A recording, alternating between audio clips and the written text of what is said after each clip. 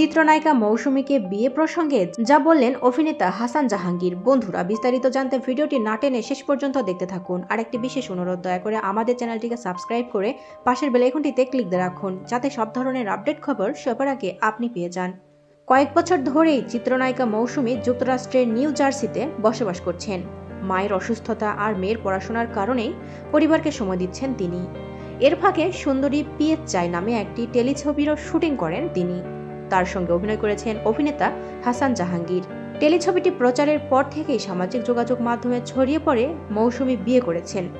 এমন গুজব ছড়ানোয় বিব্রত মৌসুমী ও হাসান জাহাঙ্গীর। একটি গণমাধ্যমের সঙ্গে আলাপকালে হাসান জাহাঙ্গীর বলেন, মৌসুমী ও তাকে নিয়ে যারা গুজব ছড়াচ্ছেন তাদের বিরুদ্ধে আইনি অ্যাকশন নেবেন তিনি। হাসান জাহাঙ্গীর মনে করেন, মৌসুমী এমন একজন তারকা যার বিকল্প নেই। তিনি বলেন, আমি এখনও আইনি অ্যাকশনে যাইনি, কিন্তু আমি আইনে অ্যাকশনে যাব। মৌসুমী ও আমি নাকি বিয়ে করেছি। এটা যে কত বড় একটা বিব্রতকর একটা সংবাদ। যেসব পত্রিকা ও যেসব ইউটিউব আমাদের নিয়ে নিউজ করেছে, তারা এটা ভালো করেনি। শুধু ভিউয়ের জন্য তারা চিন্তা করেনি একজন মৌসুমীর অবস্থান কি। একদিনে কিন্তু একজন মৌসুমী তৈরি হননি। মৌসুমীর প্যারালাল কেউ নেই। মৌসুমীর বিকল্প মৌসুমী। শাবানা ম্যাডামদের পরে ইন্ডাস্ট্রিতে এসেছে একজনই, তিনি মৌসুমী। আর এটা আল্লাহ প্রদত্ত। এমন গুণী একজন মানুষ আমার সহশিল্পী, যে প্রোডাকশনটা করে আমেরিকার মতো জায়গায় এত রেসপন্স। ওখানেও মানুষজনের মুখে মুখে এই নাটকের গল্প, যেটা একটি বার্তা প্রদান করে।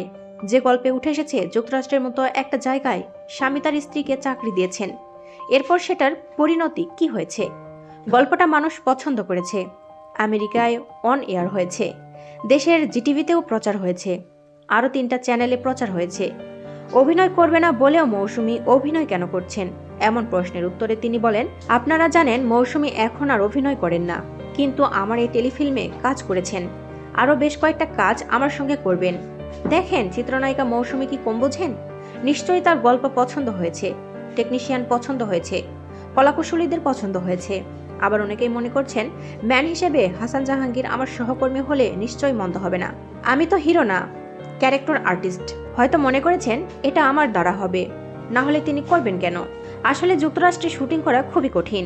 সেখানের অভিজ্ঞতা জানিয়ে এই অভিনেতা আরও বললেন, যুক্তরাষ্ট্রে যে কোনো স্থানে চাইলেই শুটিং করা যায় না।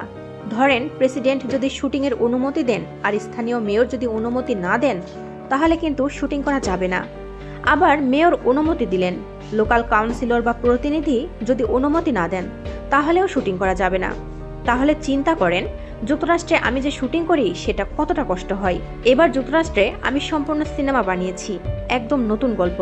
অনেকদিন পর এমন একটি গল্প মানুষজন দেখতে পাবে। ওমর সানি অবশ্য এসব কিছুই মনে করেন না, কারণ তিনি জানেন সামাজিক যোগাযোগ মাধ্যমে কি চলে।